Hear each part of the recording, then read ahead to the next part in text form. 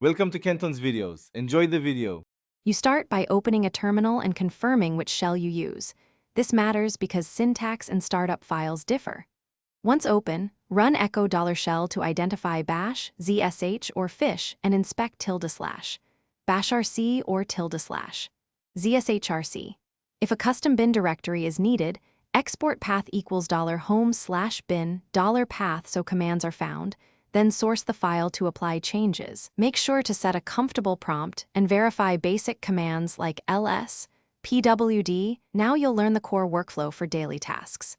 Use cd to change directories, lslat to view hidden files, and pwd to confirm your location so you don't operate in the wrong folder. For file management, employ cp to copy, mv to rename or move, and rm carefully. Add I for confirmation. Create nested diars with mkdir-p.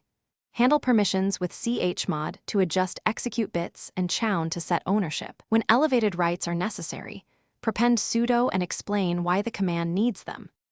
Finish by mastering advanced utilities and how to recover from errors.